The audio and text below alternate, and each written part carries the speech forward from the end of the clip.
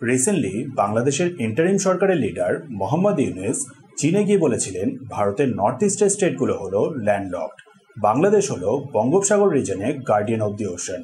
তো চলুন জেনে নেওয়া যাক বঙ্গোপসাগর অ্যাকচুয়ালি কার, আর অ্যাকচুয়ালি কে গার্ডিয়ান অব দি ওশান পুরো সাউথ এশিয়ান রিজনে। সর্বপ্রথমে তো অনেকেই আছে যারা ঠিকমতো করে জানে না সামুদ্রিক এলাকায় ভারতের অ্যাকচুয়াল বর্ডারের ব্যাপারে, ম্যারিটাইম বর্ডার যাকে বলা হয়। ভারতের ল্যান্ড এরিয়া যেখানে গিয়ে শেষ হচ্ছে সেখান থেকে শুরু করে সমুদ্রের 12 নটিক্যাল মাইল মানে 22 কিলোমিটার পর্যন্ত এলাকা হলো পুরোপুরি ভারতের টেরিটোরিয়াল ওয়াটার যাকে বলে। ম্যাপে দেখলেই বোঝা যায় কতটা বিশাল এরিয়া। এরপরেই হচ্ছে এক্সক্লুসিভ ইকোনমিক জোন 370 কিলোমিটার পর্যন্ত। এই এলাকায় যে কোনো ইকোনমিক অ্যাক্টিভিটি করার অধিকার শুধুমাত্র ভারতের। সে ফিশিং হতে পারে, ন্যাচারাল রিসোর্স এক্সট্র্যাক্ট করা হতে পারে, রিসার্চ করা হতে পারে বা অন্য কিছু। বাংলাদেশ রয়েছে দুটো দেশের মাঝখানে, ভারত আর মায়ানমার। সো অবভিয়াসলি বাংলাদেশের এক্সক্লুসিভ ইকোনমিক জোন অনেকটা শেয়ার্ড আর ট্রায়াঙ্গেল শেপে। পাশে দুটো দেশ না থাকলে যতটা হতো তার থেকে অনেকটা কম। তার উপর ভারতের কাছে আছে আন্দামান আর নিকোবর আইল্যান্ডস। সো পুরো বে অফ বেঙ্গল রিজনে ভারতই হলো সর্বেসর্বা, ভারতেরই প্রেজেন্স বেশি। তাছাড়া ভোলা উচিত না বঙ্গোপসাগরে থাকা ভারতের নেভি বেসেস।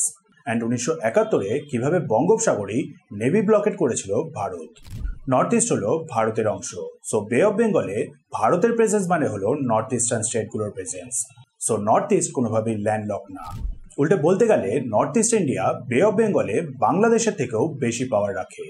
আর শুধু বে অফ বেঙ্গল কেন, লাক্ষাদ্বীপের কারণে আরব সাগরেও ভারত অনেকটা টেরিটোরিয়াল সি আর এক্সক্লুসিভ ইকোনমিক জোনও এনজয় করে। একটা পুরো ওশানই ভারতের নামে, যে ওশানের বেশিরভাগ এরিয়া ভারতই প্রোটেক্ট করে। প্লাস আলাদা করে ইন্ডিয়ান নেভিতে এয়ারক্রাফট ক্যারিয়ার্স থাকা সত্ত্বেও ভারত চাইলে আন্দামান আর নিকোবর আইল্যান্ডগুলোকেও পার্মানেন্ট আর আনসিঙ্কেবল এয়ারক্রাফট ক্যারিয়ার হিসেবেও ব্যবহার করতে পারে। গ্লোবাল ট্রেডের জন্য ইন্ডিয়ান ওশান হলো অনেকটা বেশি ইম্পর্টেন্ট, যা সিকিউরিটির জন্য একটা সিগনিফিক্যান্ট রোল প্লে করে ভারত। ভারতের মার্কোস কমান্ডোদের বড় একটা ভূমিকা আছে যে ক্ষেত্রে হামেশাই বাঁচায় বিভিন্ন দেশের জাহাজকে পাইরেটদের হাত থেকে। সো ইন ট্রু সেন্স পুরো সাউথ এশিয়ান রিজনে ভারত হলো actually guardian of the ocean, guardian of the Indian ocean, guardian of দি বে অফ বেঙ্গল।